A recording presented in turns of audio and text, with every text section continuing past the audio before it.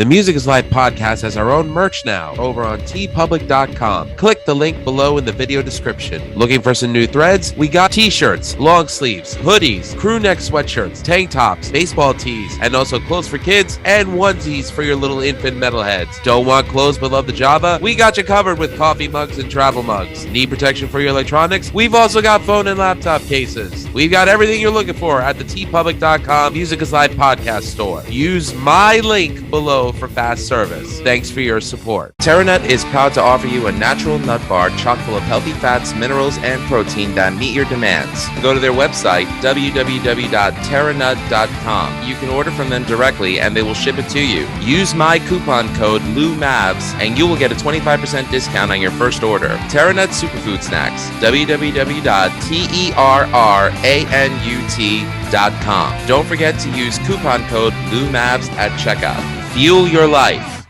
We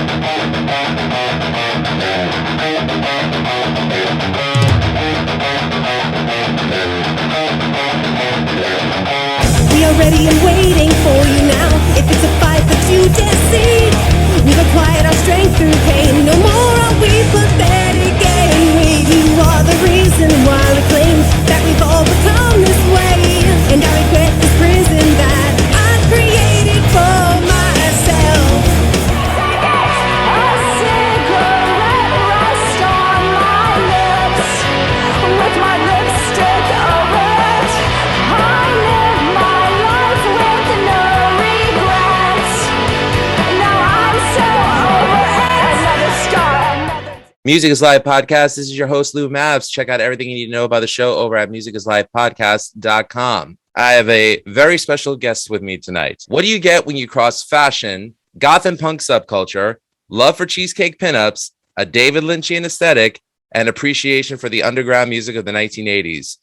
You result in a firestorm of creativity and unabashed sonic relentlessness called She Loves Tragedy. I became aware of their music through our mutual friend Josh of Mob Records, and I fell in love with their sound and attitude. However, I didn't realize that it wasn't a band that I was falling in love with, but the brainchild of one woman. And that woman is the absolutely stunning and fierce, might I add, Erica Solitaire Chappell.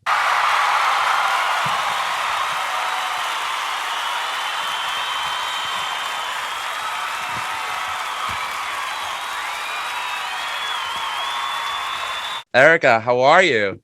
Hello, I'm good. You know, just out here living the best life that I can during some of the strangest times this world has seen. That goes for me too, all of us. I will say one thing, it's definitely a wellspring of creativity for a lot of us. I'm doing the podcast and have been doing the video portion of it since January. And you have a bunch of great singles that are available for streaming right now on Spotify and iTunes.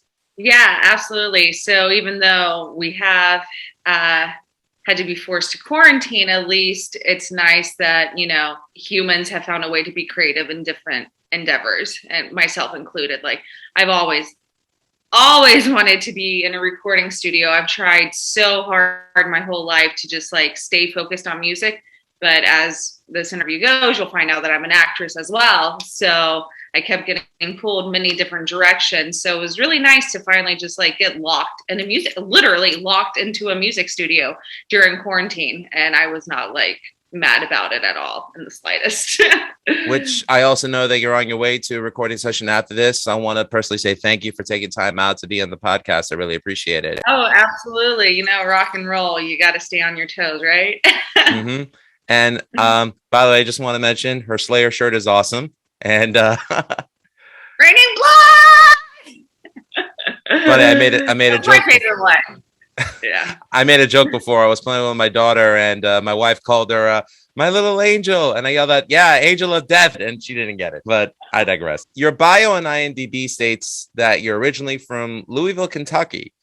What would you say were your earliest recollections of how music or entertainment in general shaped you in your formative years? I definitely will have to give a big shout out to my family. My family held it on lockdown with tracks. You know, my mom's coming to my mind first off. So like my mom would literally be playing like Johnny Cash and then the Macarena, then like Santana. I was all about it. And then I had my aunt who showed us like the industrial avenue. So, here we are like 7, 8 years old listening to like Nine Inch Nails, and then my dad was the one who got me hooked on like all the classic rock. So I naturally just kind of grew up, with like the Doors, Blue Oyster Cult, Nirvana. Like these were the things we were listening to just like driving to school. It wasn't like, I don't know, no diss to Shania Twain. Love Shania Twain. I'm from the South. But, that's not what we were listening to on the way to school. So I don't know. There's something about when I hear music, it gets nostalgic. So when I hear things like, David Bowie or Nirvana, I think about my childhood and I associate music with memories, as I feel like a lot of people do. Oh, So, I'm guilty of that. Yeah. And the fact that you said Nine Inch Nails and Blue Oyster Cult, yeah, your street cred's right there with me. So that's good stuff. Yeah, like my first concert, I don't know what I was doing. I definitely snuck out to go see this concert. Tom Petty was my first concert. Nothing wrong with that. Tom Petty was the shit back in the day. Rest in peace. Rest in peace. So yeah, like Tom Petty and like Yeahs and the Violent Femmes were some of my first concerts. So I was like, all right, we're setting the bar high. We got to like keep going. So those were my kind of early influences in my adolescence. So those are some pretty like very serious bands to be hooked on as a kid, I hear you. I was very fortunate that my first concert ever were two of my top 10 favorite bands of all time. It was Deftones, whom I love, but the two bands that are in my top 10, Pantera and the original Black Sabbath. So yeah, I was spoiled. You pursued a degree in theater arts at the University of Kentucky and have acted and performed and directed many theatrical productions. So let's get into that a little bit. What are your experiences with theater? Like, where did the love for the theatrical arts come from? I was in high school and I was encouraged by my family to start being like in the creative arts. And I took a theater class and was just kind of hooked. I don't know if it's because like I'm half Italian, that I just have like a flair for what are you talking about? We're not animated. So I don't know. It would just be one of those things that I'd be like watching a play or a show and I'd be like, I don't believe them. Like I'm not buying this story. I'm like, give me the script. Like, give me the script. And I got this. So it was just one of those things that like, I almost didn't go to it. It came to me. One of my first auditions, like literally the director just like stood up and was just like, you are playing the lead, like auditions are over. You can tell everyone else to go home. And it was just like one of those, like that having been one of my top like 3 auditions of me going to in my life. I was like, okay, I'm probably on the right path here. It just made sense to me. And then as I started doing theater, you get some options. So I gravitated towards musical theater and burlesque. And so like me, I was on the South or in the South and like people get weirded out when I call like Kentucky the East Coast, but I am on the East Side. So, we're not doing film. We're doing theater. We're doing theatrics. We're doing vaudeville. We're still very much in a vaudeville circuit. So theater and music almost went hand in hand. For me, I gravitated towards musicals. I didn't want to do a show unless if there was music involved. So even when I started directing shows myself, and this comes from like one of the 5 great rules of Aristotle, a show is not complete without music. So I kept with that path. So every time I directed something, I either had a live band or a dope ass soundtrack. What was your favorite role to perform? The playwright is Agatha Christie. It's a show called And Then There Were None. It's kind of like a Clue-based scenario. I'm familiar with it. Yeah, And Then There Were None. I don't know. We're on this island. There's a storm. All of a sudden, guests start dropping one by one, and I'm playing a judge. The judge isn't taking people out. I definitely was. So I was the one. I was the one last standing, and so I was the killer. I love whodunits. Very cool. that was my favorite theatrical role. As far as my film roles go, there's this indie film that I did, Death by a Thousand Cuts, where I play a psychiatrist. So very much parallel to if you watch The Sopranos and you watch The Therapist in that series, it's a character very similar to that. The Lorraine Bracco character. Yeah. Very cool. You've also received a scholarship to study in Paris, France, and Italy. Parlez-vous français? Ah oui, bien sûr. Je parle français, en fait. No, that's all I know. Anyway. Pardon your French. Pardon my French, exactly. What was the European experience like? And what would you say were the biggest differences between working in the European environment as opposed to the American one? Europe is beautiful. Europe very much still echoes that whole, like, we're still in a renaissance. Like, you're looking to your right, you have these huge cathedrals. You still got like the street performers. You can feel the sense of commedia dell'arte or comédie de la française and stuff like that. So it's like there's all these archetypes. So you take a movie like Suicide Squad, those are archetypes from way back in the day of like Arlequino. So everything that I learned in Europe, it's still very much relevant to today. They're old school about things. And then if you do go into the film industry or films, I love their quirky indie films. They hit different and they hit deeper. I hear ya. I watched one indie French film, Amélie, I think it's called. Yeah. I love that film. That one. Mm-hmm. Yeah. Yes, I as a metalhead do enjoy French films. Breaking the stereotype, damn it. That's another thing I was always hooked on. I was always hooked on soundtracks. Natural Born Killers was like one of my favorite soundtracks. That's a great one. That's a great one. And of course, all the Tarantino films as well. I'd have to say my favorite was the score Graham Revell. I think that's how you pronounce his name. The one that he wrote for The Crow, the Brandon Lee film. That was just gorgeous. Phenomenal. Yeah, I love that one. As well as being an actress and a singer, you're also a dancer. I'm very proud to say that we're breaking new ground. You're the first dancer that I've had on my show.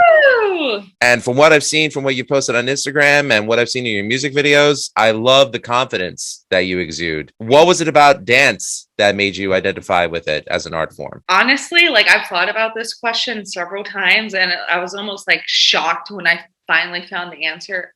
I just like dancing to music. That's all it came down to.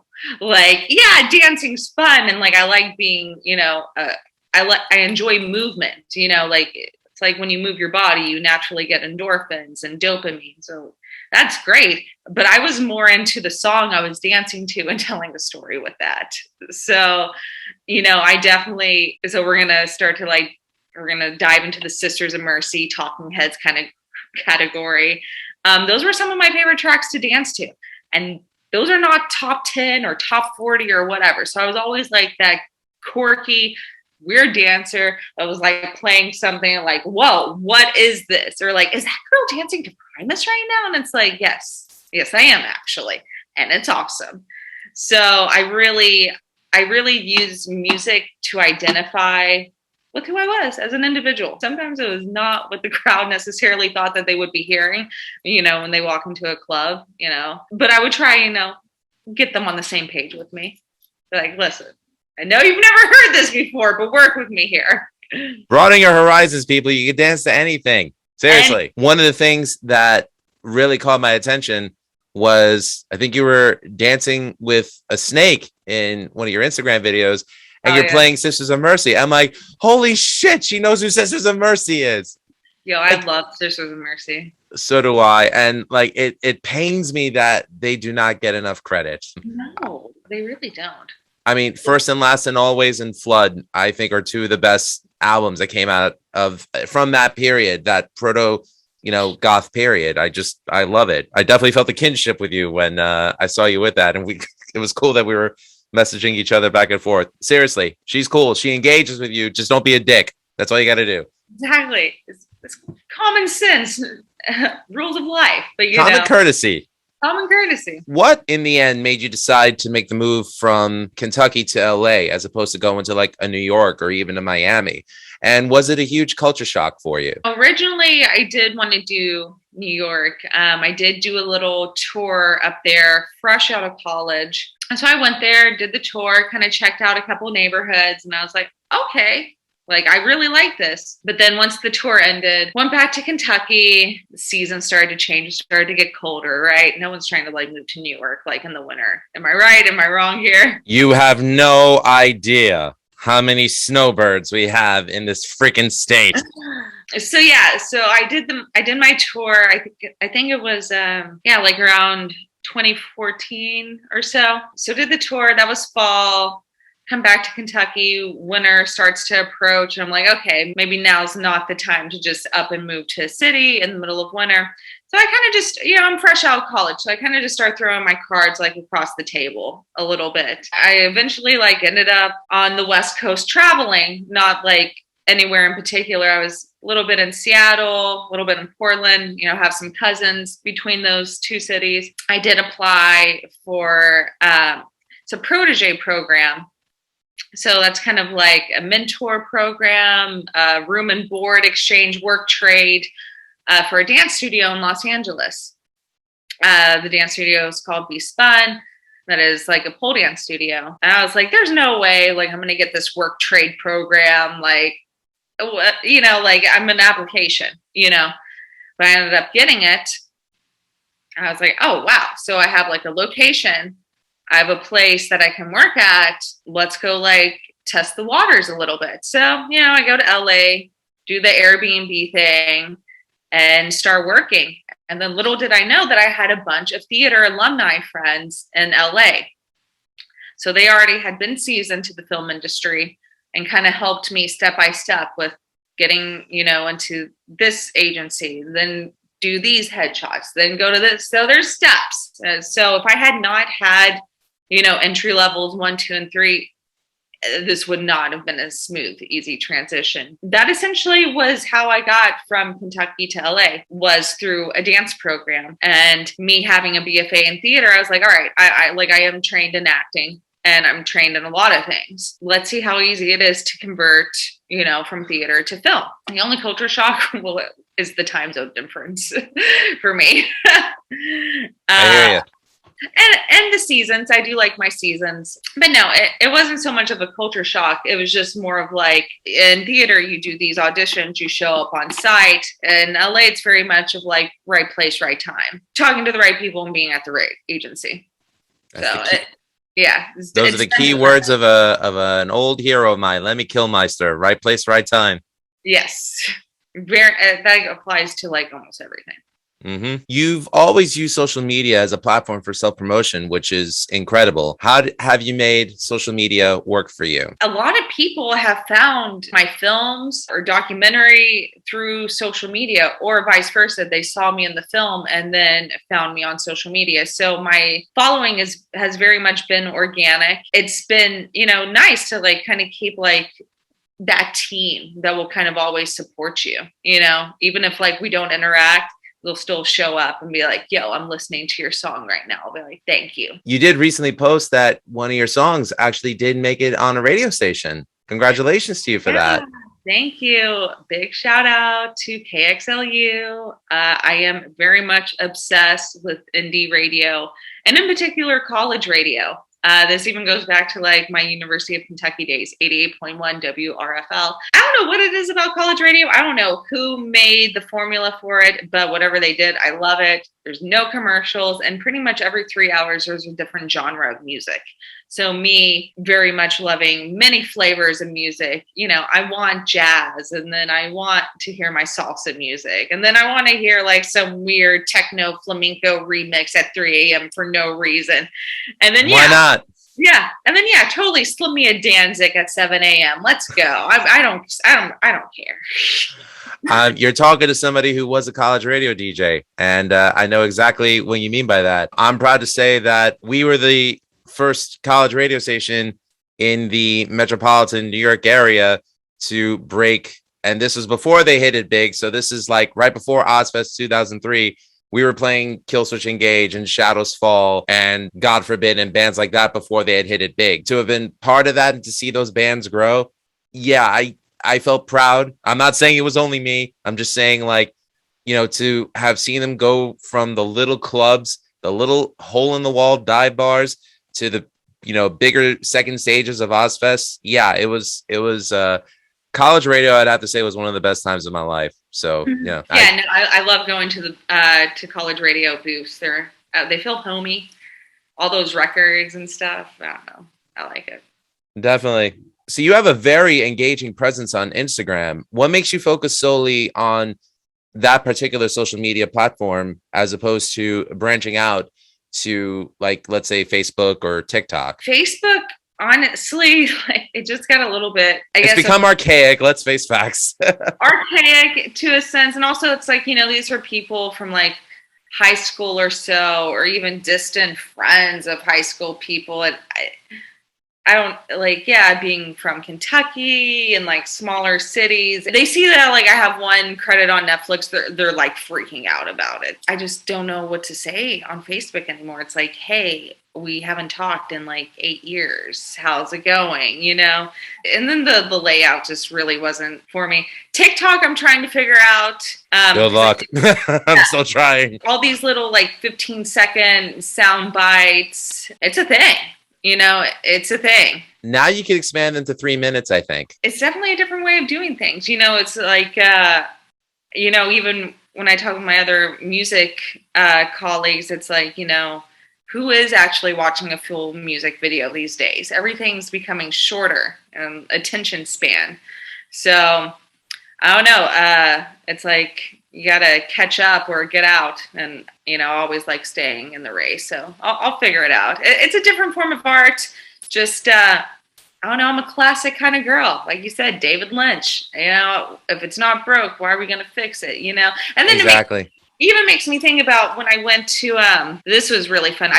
They might have it in New York. It's the David Lynch Festival. I don't think they have it in New York, unfortunately. It would be cool to go there one day then. Yeah, I think that maybe they were trying to, and then I don't know, this thing called a pandemic happened. Yeah. So when I did go, I believe it was 2018, and David Lynch was giving a lecture about like, and particularly like social media and film and how everything's changing. He's like, there's no way you can watch a movie on your phone and have the same experience as like when you go to a movie theater, or even like if you watch it on a computer. And he's like, God forbid I ever watch a movie on a phone. Yeah, I'm a film girl, that. So when it comes to like all these kinds of different social medias, I'm like, yeah, that's cool, but it's not really hitting the way I would like it to, or the way like I know that it could in a way. I totally hear you on that. I mean, I love indie films. I love B movies. Unfortunately, those are the kinds of films that you can't go to, like, well, not that you really go to theaters anymore anyways, but, like you can't see those kind of films at like an AMC Lowe's or United Artists Theater. So for me, it's like, I don't know, I'm old school because I still love to discover new films, new directors, new ideas. And I'll do whatever I have to obtain that kind of entertainment, just kind of sit and immerse myself and enjoy it. So yeah, I'm old school on that. I still like music videos. I love music videos too. I do believe in the quality of the mini movie. I really do. Trust me, whatever you put out, I will watch it. So yeah, I guess that's why like I haven't really dived into this or that. Like as far as my Instagram page is concerned, like, yeah, I'm keeping it classic. I'm keeping it kind of, in a sense, filmy, but also music-y. Like, it's like, oh, this person's an artist. So you know the vibes. We like it old school. So what I love about your music, and I want to bring it to that right now, because, I heard the songs So Over It. I just heard for the first time today a collaboration that you did called Switchblades. It fucking kicks ass. I'm not going to lie. I'm really digging it. What I love about it is that it really reminds me of some of my favorite alternative artists of the 80s, including Bauhaus. We mentioned the Sisters of Mercy, early Cure, Skinny Puppy, even Pet Shop Boys and early Ministry. I hear that all there.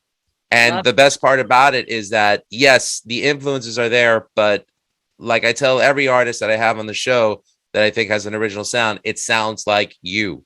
So it's like you're taking the best from everything and it's still you. And I love it. I just wanted to ask what your creative process is like. Do you write the lyrics first and base the music around it? Or does the music come first and then you write the lyrics around that? Both. I'll just get like a phrase in my head and I'll just kind of build around it. And I'll just keep like a notepad even if it's on my phone. I have like a closet full of notebooks and just papers, just like writing. It's like I'll catch a phrase and I'm like, that's really good. Don't forget about this one. And then if I hear like a track, I'm like, oh, that sounds like this sentence that I wrote down 4 weeks ago. Switchblades, I'm not gonna lie, my friend and I had worked on that maybe about 2 years ago, and we just now recorded it. That is amazing that you actually still keep ideas around and like you'll end up using them. I mean, too many I know people just throw stuff away because they're like, oh, I'm not going to use it. I'm like, no, don't do that. Keep it around. You never know when inspiration will strike. Yeah, so it's a little bit of both. Yeah, sometimes I'll hear a guitar riff or I'll be in the music studio and they'll be like, what do you think of this? I'll be like, yeah, I like that. And then I'll go and like write to it. Say I have all these lyrics, and then what I'll do is I'll kind of pick and choose from my random piles of papers and just kind of like put a puzzle together of lyrics. I became aware of you around the time that I interviewed Josh of Mob Music. Many of the artists that I interviewed were by his recommendation, including Baby Ghost, Human Barbie, Busy Boy of Crooked Trees, Sick Life, and Leth of the Slash.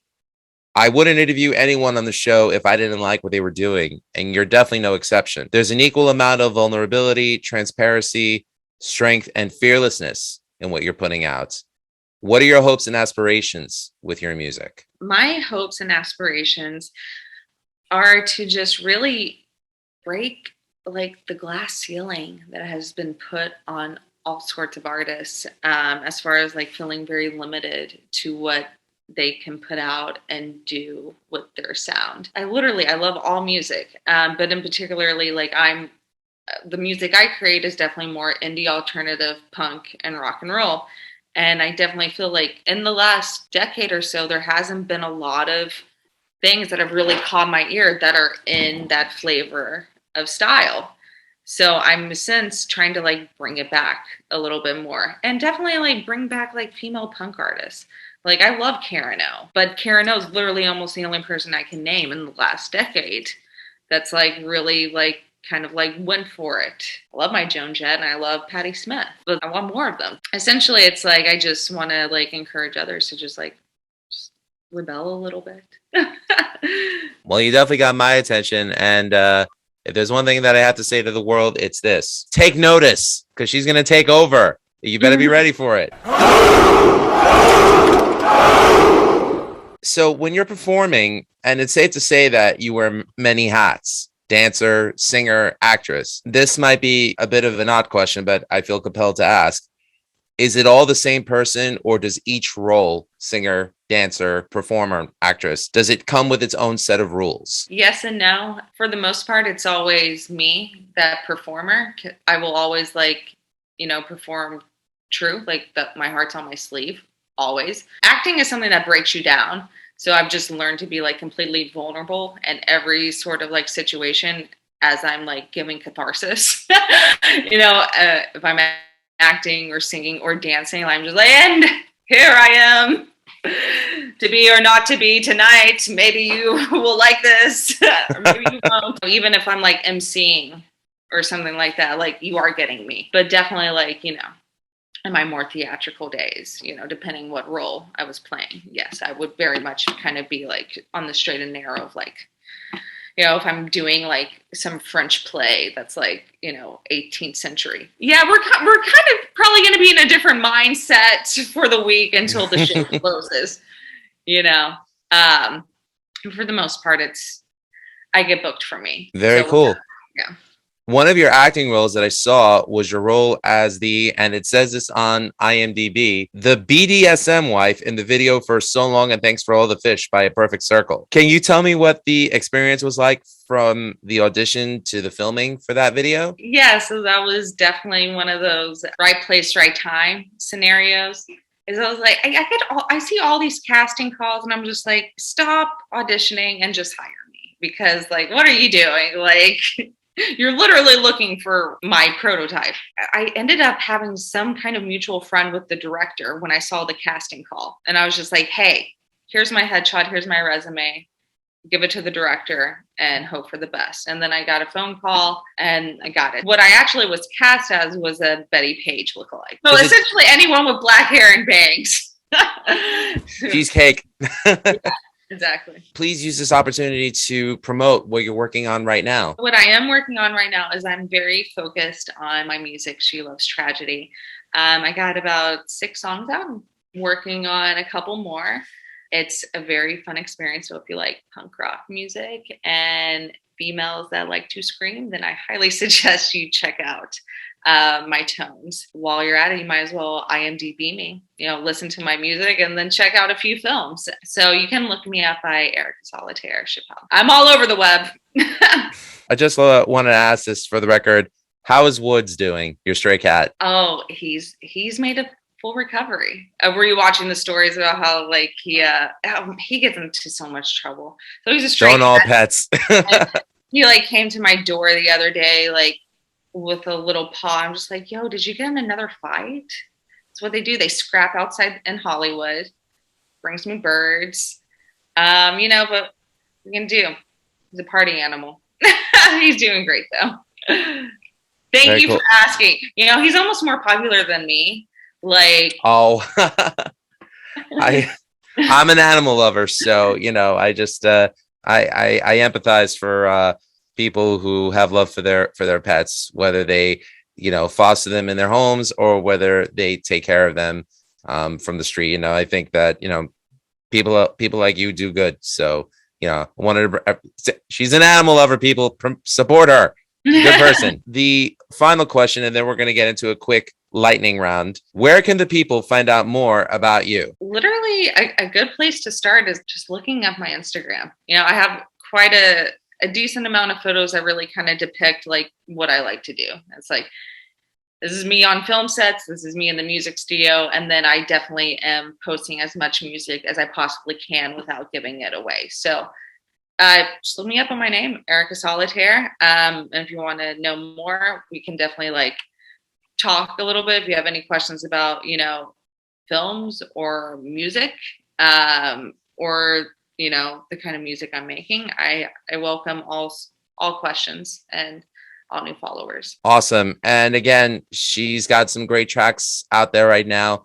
One that I really recommend is So Over It, and one that you recently put out called Blood on My Hands. Check out her collaboration with, is it Raw or is it RAW? How's it pronounced?